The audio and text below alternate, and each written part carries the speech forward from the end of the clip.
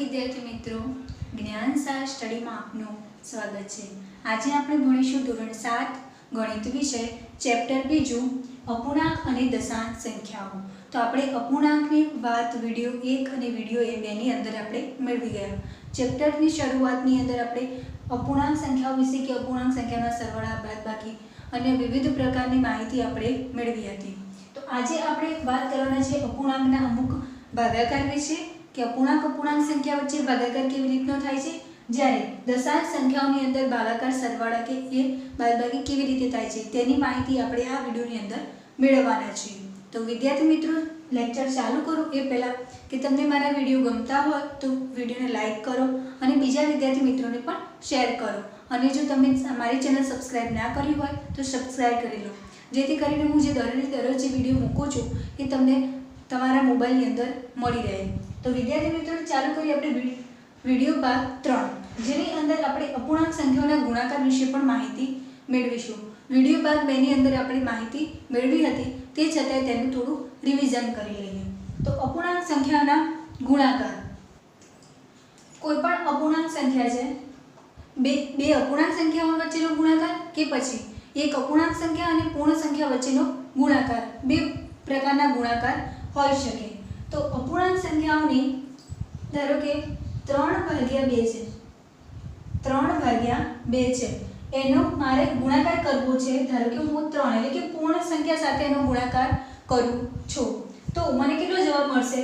તો હું આ જે ગુણાકાર કરીશ એ આ ઉપર જે અંશમાં જે સંખ્યા છે એની સાથે જ ગુણાકાર કરીશ, કારણ કે હું છેદ સાથે એનો તો ભાગાકાર થશે, એટલે જે ગુણાકારમાં સંખ્યા છે એ જો પૂર્ણ સંખ્યા હોય તો ખાલી ઉપરની સંખ્યા સાથે એનો ગુણાકાર કરી દેવાનો।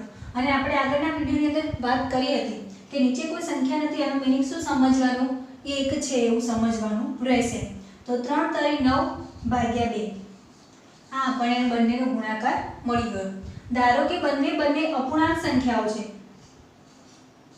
3/2 એટલે કે 3/2 અને 5/6 આવું છે।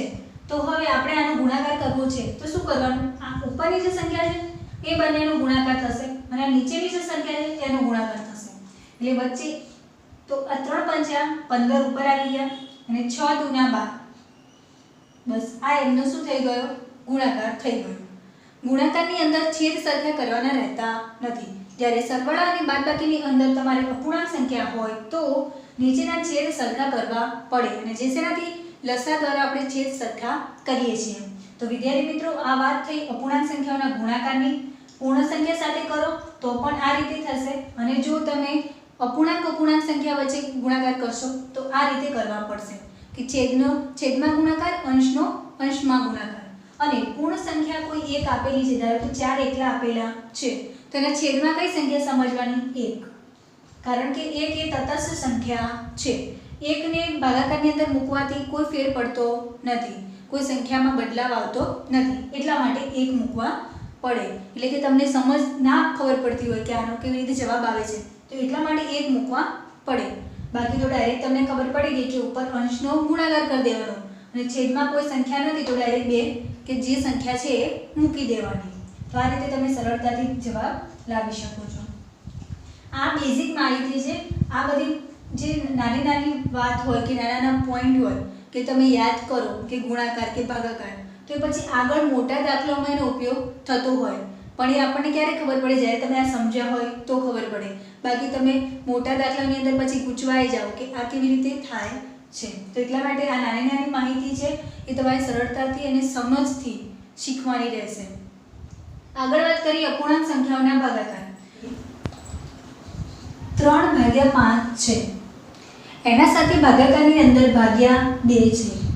આ સંખ્યા જે અપૂર્ણાંક સંખ્યાનો પૂર્ણ સંખ્યા વડે ભાગાકાર થાય છે, તો આની અંદર શું થશે? આપણે આને કેવી રીતે વાંચીએ છીએ? 3/5 અથવા તો 3/5 એવું વાંચીએ છીએ, પણ જો તમે આ સંખ્યા 1 ગણો અને આ સંખ્યા 2 ગણો તો આ આખી સંખ્યાને 2 વડે ભાગવા પડે।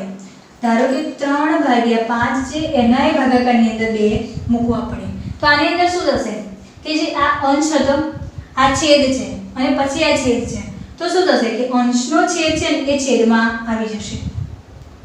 શું થશે? અંશનો છેદ છે એ ક્યાં આવશે? છેદમાં। તો 3/5 ગુણ્યા 2 આ બંને ગુણાકાર થઈ જશે. પછી 3/10 આવી સંખ્યા આવશે. આવું કેવી રીતે થયું? તો ધારો કે ઉપર અંશનો છેદ હોય તો એ છેદમાં આવે. ધારો કે હું બીજી કોઈ સંખ્યા લઉં કે 2 આના આ સંખ્યા પણ ઉલટાવી દઉં 3/5. તો હવે આનું કેવી રીતે થશે? તો આની અંદર ધારો કે આ 2 છે, ભાગાકારની અંદર 3/5 છે, તો 2/3/5 આવી રીતે લખાશે. તો આની અંદર શું થશે? આ અંશ થઈ ગયો, આ છેદ થઈ ગયો અને આ છેદનો પણ છેદ થઈ ગયો. તો હવે આ છેદ છે જે ડબલ છેદ થયા, તો આ છેદ છે પાછો ક્યાં જશે? અંશમાં જશે. જ્યારે અંશનો છેદ એ છેદમાં આવશે અને છેદ નીચે આ મોટો ભાગાકાર છે એના ભાગ્યાના ભાગ્યા હોય ક્યાં થશે? ગુણાકારની અંદર જશે. તો 2 × 5 = 10/3 આવી રીતે જવાબ આવશે. એટલે કે આનું ઉલટાઈ જશે. આજે આપણે લખ્યું ને 3/10 તો એનું શું થઈ ગયું? ઉલટાઈ છે, ઊંધું વ્યસ્ત થઈ જશે. તો બસ આ રીતે અપૂર્ણાંક સંખ્યાના ભાગાકાર અને ગુણાકાર કરવામાં આવે છે.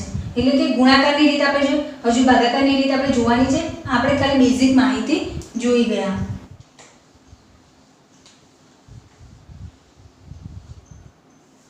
તો આગળ વાત કરીએ અપૂર્ણાંક સંખ્યાઓના પૂર્ણ સંખ્યા વડે ભાગાકાર. તો એની અંદર આપણને ખ્યાલ પડી ગઈ કે જે પ્રમાણે ભાગાકાર હોય, ધારો કે 5/7 છે અને ભાગાકારની અંદર 3 છે, તો આનો ભાગાકાર કરવો છે તો આ આખો ક્યાં આવશે? ભાગાકારની અંદર.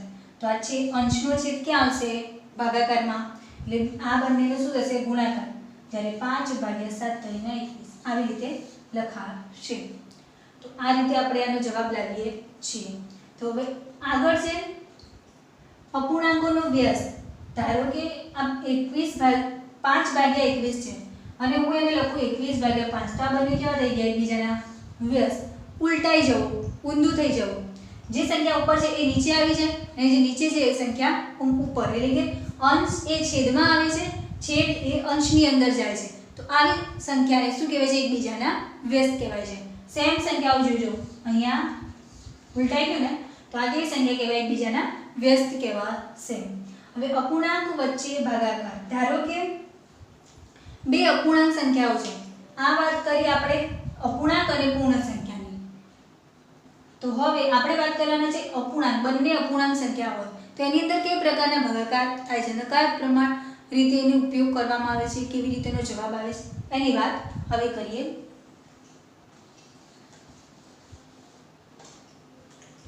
ધારો કે 2/7 છે અને ભાગાકાર એના પણ ભાગ્યા. આ સંખ્યાને બીજી સંખ્યા જે અપૂર્ણાંક સંખ્યા છે એના વડે ભાગાકાર કરવામાં આવે છે. તો હવે કેવી રીતે ભાગાકાર થશે? તો આ એક સંખ્યા થઈ ગઈ, આ બીજી સંખ્યા. આપણને ખબર છે કે જે સંખ્યા ભાગાકારમાં અને છેદમાં લખીએ છીએ તો આપણે કશું નહીં કરવાનું. આ 2 સપ્તમાંશ તો હતા જ, એના મોટો ભાગાકાર, આ જે છે મોટો ભાગાકાર લખી દીધો અને આ જે સંખ્યા છે એને પાછી નીચે ભાગાકારની અંદર મૂકી દીધી. એટલે આ આડી હતું, આ ઊભી રીતમાં મેં લખ્યું છે.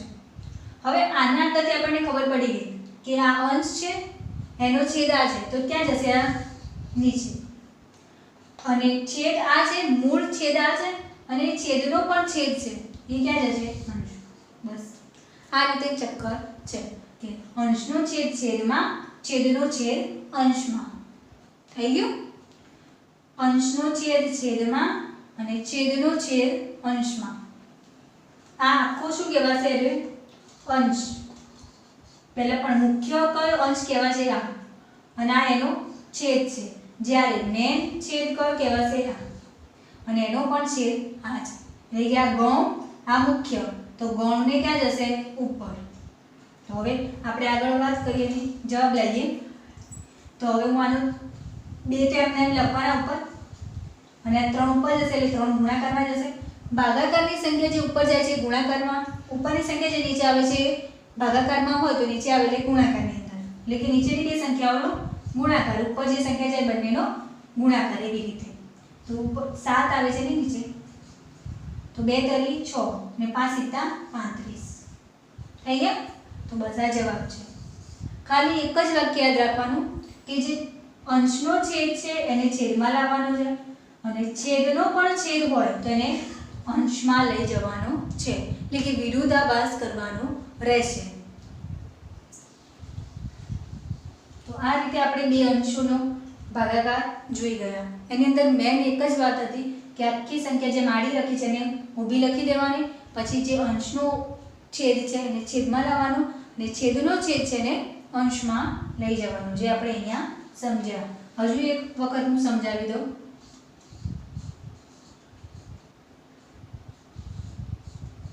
આ રીતે છે.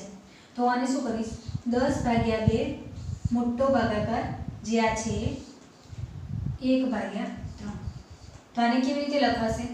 10 ત્યાં રહેશે, 2 છેદમાં આવશે, પણ આ 3 છે એ અંશમાં જશે અને 2 નીચે 3 ને 10 ને 3 30 અને નીચે 2. હજુ જો ભાગાકાર થતો હોય તો કરી દેવાનો. 15 દુ 30 થાય છે, 15 દુ 30, તો 2 ઉડી ગયા, 15 જવાબ આવી ગયો.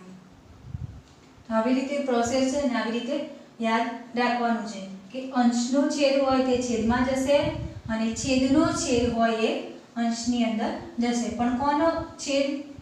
જે આ મોટો ભાગાકાર કરીએ એના છેદનો બી છેદ હોય તો એ ભાગાકાર ઉપર ગુણાકારમાં જશે, બાકી જશે નહીં. હવે આગળ વાત કરીએ દશાંશ સંખ્યાઓ, જેની માહિતી તમને ખબર છે કે દશાંશ સંખ્યા કોને કહેવાય, ખબર છે ને? ધારો કે કોઈ સંખ્યા પોઈન્ટમાં લખી છે કે 3.2, તો આ જે પોઈન્ટ મેં મૂક્યો છે આને કઈ સંખ્યા કહેવાય? દશાંશ સંખ્યા. પાછળ 0 મૂકવું કે, પણ આ કઈ સંખ્યા કહેવાશે? દશાંશ સંખ્યા કહેવાશે.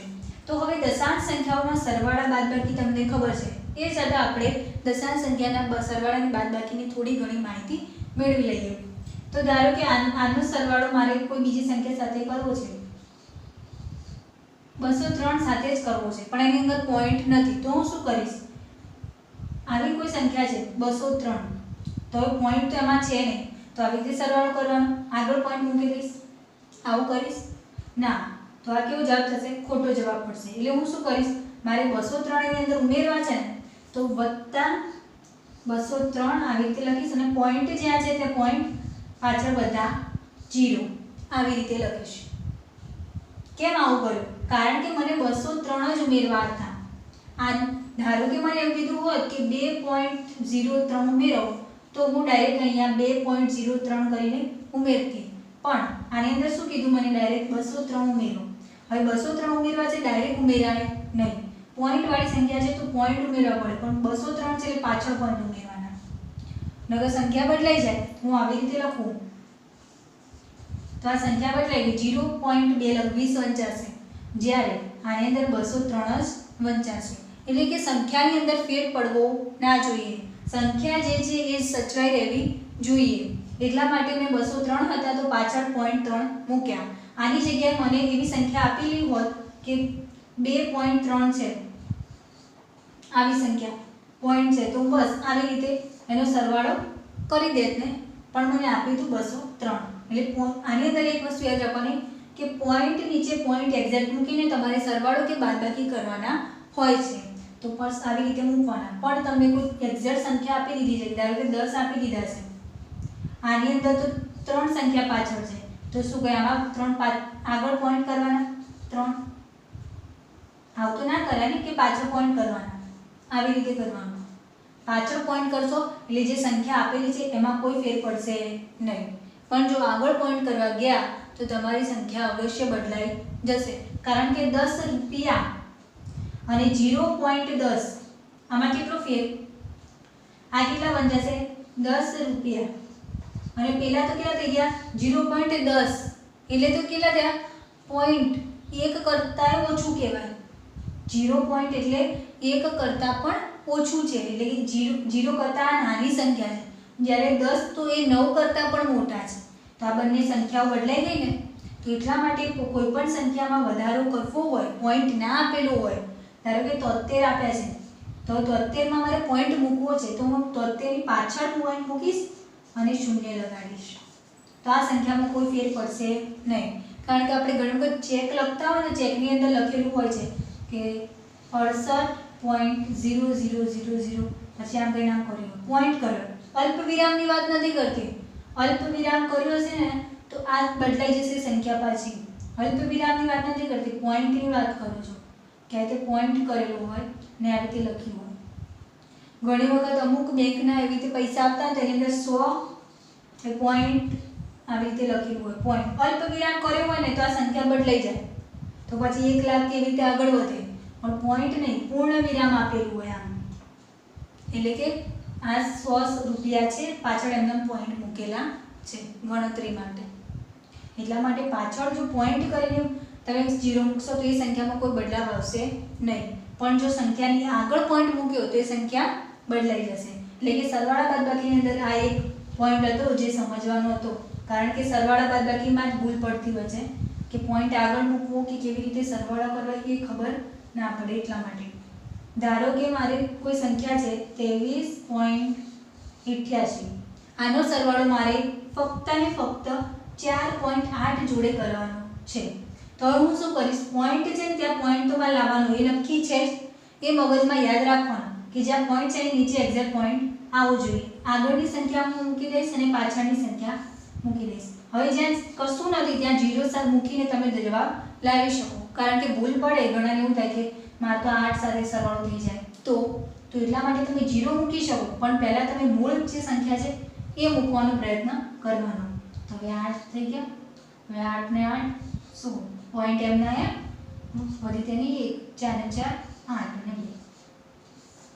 આવી રીતે જવાબ તમે લાવી શકો, પણ તમારે પોઈન્ટ આગો પાછો થવો જોઈએ નહીં. હવે આ જ સંખ્યાનો સરવાળો હું અથવા તો બાદબાકી, આ જ સંખ્યાની બાદબાકી હું 23 સાથે કરવા ઈચ્છું છું. ફક્ત ને ફક્ત કેટલા? 23 સાથે, પોઈન્ટ કશું જ નથી. તો હવે શું કરશું, પાછળથી આમ 23 મૂકીશું? ના, આ શું થશે, ખોટું પડશે. 23 આગળ જ મૂકીશું, પણ પોઈન્ટ કરીને પાછળ 0 0 મૂકી દઈશ, કારણ કે મારા જોડે એક્ઝેક્ટ 23 સંખ્યા છે, બરાબર? એમાં કોઈ ફેર પડવો જોઈએ નહીં. એટલા માટે હું પાછળ 0 મૂકીશ, આગળ 0 મૂકીશ નહીં. તો પાછળ જે સંખ્યા છે એમને એમ આવી જશે, આ તો 0 0 રહી જશે. તો તમારા જોડે જે વધી સંખ્યા 0.88 વધી છે તેવું કહેવાય, બરાબર? અને આ જે પોઈન્ટ વાળી સંખ્યા છે એમાં એક વસ્તુ યાદ રાખવાની કે આ 23 છે ને એની ઉપર 88 છે. મેન સંખ્યા કઈ છે? 23, અને એની ઉપર જે સંખ્યા છે એ 88. ધારો કે 0.28 છે, તો આ સંખ્યાની અંદર 0 મેન છે. ધારો કે આ સ્કેલ છે તો 0 પછી આ 1 છે, તો 0 થી આગળ હું વધુ છું ને 28 આવે છે ને ત્યાં પોઈન્ટ, બરાબર? અહીંયા મારો કોઈ પોઈન્ટ છે, એટલા માટે હું આવું લખું છું. કદાચ 11 પછી મારે 11.28 હોત તો 11.28, એટલે કે 11 તો મેન છે જ, 11 તો બરાબર કમ્પ્લીટ છે જ, પણ એની ઉપર 28 0.28 વધારે છે, એટલે હું 0.28 આવે ને 11 પછી 28 એટલે હું ત્યાં રોકાઈ જઈશ. આનો કહેવાનો મતલબ એવો છે કે જે આગળની સંખ્યા છે એ મેન છે અને એની અંદર આટલા ઉમેરેલા છે કે આટલા વધારે છે એમ. જે પૈસાની આવતી ને વાત 25 પૈસા 50 પૈસા, તો એની અંદર 0.50 નો એથી ઉપયોગ થતો કે ધારો 50 ડાયરેક્ટ ના લખે, 0.50 લખવા પડે, કેમ 50 પૈસા છે, 50 પૈસા બે વખત ભેગા કરે ને તારે 1 રૂપિયો કહેવાતો, આવી રીતે. એટલા માટે એને આવી રીતે લખવામાં આવતું 0.50, એટલે એક પણ નહીં અને 0 પણ નહીં, બંનેની મિડલ છે 0.50. તો આવી રીતે પોઈન્ટ વાળા દશાંશ સંખ્યાઓનો સરવાળો બાદબાકી કરતી વખતે થોડું ધ્યાન રાખવું. હવે ગુણાકારની વાત કરીએ તો બે દશાંશ સંખ્યાઓ છે એ બંનેનો ગુણાકાર, તો ગુણાકારની અંદર પણ એવું છે, પણ એની અંદર તમારે યાદ રાખવાનું, ધારો કે 3.2 છે. હવે આ સંખ્યાનો મારે 5 સાથે ગુણાકાર કરવો છે. કોની સાથે? 5 સાથે. તો હવે હું 5 સાથે ગુણાકાર કરીશ તો પહેલા સામાન્ય રીતે ગુણાકાર કરી દેવાનો, પોઈન્ટને યાદ રાખવાનો નહીં, ખાલી છેલ્લે જોવાનો છે. તો 5 × 10, 3 × 5 = 15 ને 1 16. હવે જોવાનું કે પોઈન્ટ કોની આગળ છે, કેટલી સંખ્યાની આગળ છે. ધારો કે આ 2 છે પણ કેટલી વખત છે? 1 જ છે ને, અંક કેટલા છે? 1 અંક છે અને એની આગળ જ પોઈન્ટ છે, તો આપણે 1 અંકની આગળ પોઈન્ટ મૂકી દેવાનો. આવી જ રીતે 32.1 છે એનો ગુણાકાર હું 2 સાથે કરું છું તો 2 એકા 2, 2 દુ 4, 2 તરી 6. આ કેટલા અંક છે? એક જ અંક છે તો એની એક અંક છોડીને પોઈન્ટ મૂકી દેવાનો. સંખ્યા 2 છે 4 છે એવું નથી જોવાનું, અંક કેટલા છે આ 2 અંક કહેવાય. 32 લખ્યા છે તો આ 2 અંક છે, પણ કોઈ પણ સંખ્યા 8 લખી તો આ એક જ અંક છે એવું કહેવાય. સંખ્યા 8 છે પણ અંક કેટલા છે? એક જ છે. જ્યારે 32 સંખ્યા છે પણ અંક કેટલા છે? 2 છે. અંક એટલે એની ગણતરી 1 2 3 એમ. જ્યારે આ એનું નામ છે કે આ 32, એવી રીતે એની ભૂલ પડવાની કે જે અંક જેટલા છે એટલા અંકની પાછળ મૂકી દેવાનું. બીજો દાખલો બતાવો. 3.24 આવી રીતે છે. એનો ગુણાકાર હું કરું છું 2 જોડે તો 8, 2 14, 2 2 4, 2 3 દુ 6. તો હવે આ પાછળ કેટલા અંક છે? 2 છે તો અહીંયા 2 અંક કાપીને પોઈન્ટ મૂકી દેવાનો. તો બસ આ રીતે ગુણાકાર થશે. આ અપૂર્ણાંક આ દશાંશ સંખ્યા છે અને આ પૂર્ણ સંખ્યા છે એ બંનેનો ગુણાકાર આવી રીતે થાય કે જેટલી પોઈન્ટ પાછળ જેટલા અંક છે એટલા અંક. ધારો કે 3 હોય ને અહીંયા 3 આવી રીતે આપે તો 3 કરી દેવાના, 4 આપે 4 કરી દેવાના. જેટલા અંક આપ અહીંયા છે 1 2 3 4 અંક છે તો અહીંયા 1 2 3 4 પછી પોઈન્ટ મૂકી દેવાનો. 5 અંક હોય તો 5 પછી, 6 હોય તો 6 અંક પછી. જેટલા અંક અહીંયા છે એટલું પોઈન્ટ પાછળ કેટલા અંક છે એટલા અંક અહીંયા હોવા જોઈએ. તો બસ આ રીતે દાખલાનો જવાબ તમે દશાંશ સંખ્યાના ગુણાકાર કરીને લાવી શકો. પોઈન્ટ કેટલા અંકની આગળ છે એ અંકની સંખ્યા પ્રમાણે જવાબમાં પોઈન્ટ કાપીને પોઈન્ટ મૂકી દેવાનો. કે 4 અંક છે તો 4 1 2 3 4 પોઈન્ટ પછી મૂકી દેવાનો. 6 હોય તો 6 અંક જોવાના એવી રીતે. તો હવે અંદર એક એક્ઝામ્પલ આપ્યું છે કે ધારો કે કોઈ ત્રિકોણ છે સમબાજુ. સમબાજુ ત્રિકોણ એટલે કેવું ત્રિકોણ હશે? સમ એટલે સરખું, બાજુ એટલે કે આ 1 આ 2 અને 3 છે એ બાજુ કહેવાય જેના દ્વારા ત્રિકોણ તૈયાર થયો છે. તો સમબાજુ એટલે કે 1 2 અને 3 બાજુ છે એટલે સરખી બાજુઓ છે. સમ એટલે સરખું, બાજુ એટલે કે જે મેં દોરી છે 3 બાજુ એ દિવાલે નહીં. તો 3 3 દિવાલના માપ કેવા છે? સરખા. એટલા માટે એને કેવી કીધી છે? સમબાજુ ત્રિકોણ. તો કેટલી આપી છે? 3.2. 3.2 આ છે, 3.2 આ છે, 3.2 આ છે. તો હવે આ ત્રિકોણની પરિમિતિ શોધવાની છે. પરિમિતિ શોધવાની કે એટલે આપણે શું કરવાનું છે કે ત્રણેય બાજુઓનું માપનો સરવાળો કરવાનો છે. તો 3.2 વત્તા 3.2 વત્તા 3.2. હવે જો 3.2 3.2 આવું કરીએ એના કરતાં 3.2 ગુણ્યા 3 કરી દઈએ તો જવાબ ના આવી જાય. જવાબ એ જ થવાનું છે કે 3.2 નો 3 વખત સરવાળો કરો એટલે તમને 3.2 ગુણ્યા 3 નો જવાબ મળશે. ગુણાકારનો મીનિંગ સરવાળો જ થાય છે, જે મેં આગળ કોઈ એક વિડીયોની અંદર કીધેલું છે. જો તમે વિડીયો જોવા માંગતા હોય તો પ્લેલિસ્ટની અંદરથી બધા વિડીયો જોઈ શકો છો, જે તમારા નીચલા ધોરણના પણ છે અને ઉપલા ધોરણના પણ આપેલા છે. તો 3.2 ગુણ્યા 3 કરી દઈએ એટલે આનું ડાયરેક્ટ સીધા સ્વરૂપમાં જવાબ આવી જાય. આપણે આ રીતે કરવું પડે નહીં. તો હવે 3.2 ગુણ્યા 3 કરીશ એટલે કેટલા થશે? 3 દુ 6, 3 તરી 9. હવે આની અંદર તમારે કીધું કેટલા અંકની પાછળ પોઈન્ટ પછી કેટલા અંક છે? તો પોઈન્ટ પછી મારે એક જ અંક છે જેનું નામ 2 છે. તો અહીંયા 9.6 કરી દઈશ કારણ કે મારે 9 પછી કેટલા છે?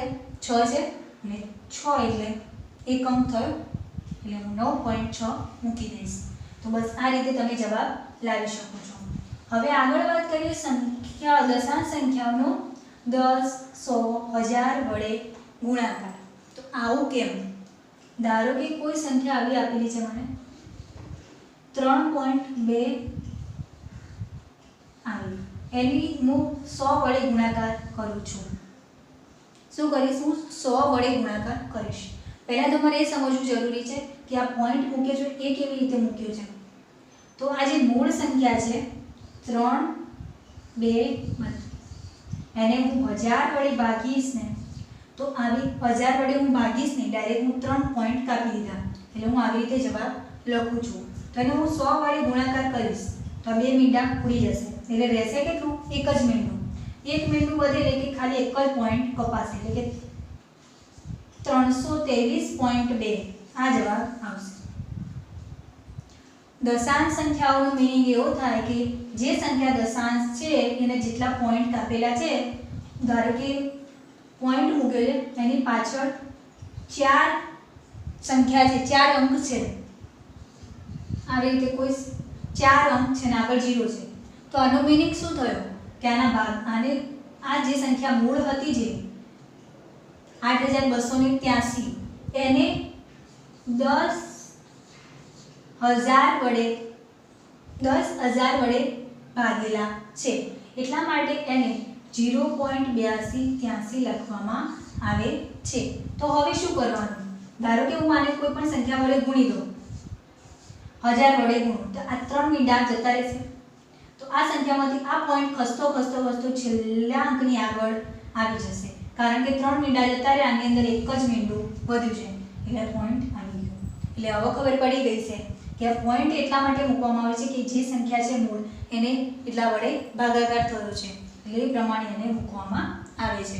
સમજાઈ ગયું હશે મારા ખ્યાલથી કે તમારે પોઈન્ટ છે એની પાછળ જેટલા અંક છે 1 2 4 5 એ ગણી લેવાના અને એ અંક ભાગાકારની અંદર હોય. ધારો કે કોઈ સંખ્યા છે 1000 વડે હું એને ગુણું છું,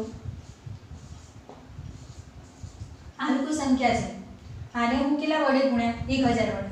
હવે આ પોઈન્ટની પાછળ 2 અંક છે તો અહીંયા શું લખાશે? 100 લખાશે. જેટલા અંક છે એટલા એકને મીંડા ચડાવવાના રહેશે. તો બે અંક હતા તો 2 અંકના કારણે એને નીચે 2 મીંડા લાગે, આ 2 ઉડી જશે તો અહીંયા 1 વધ્યો, તો 1828 છે તો એનો ગુણાકાર હું 10 જોડે કરીશ તો અહીંયા 0 લાગી જશે, તો આ જવાબ આવી જશે.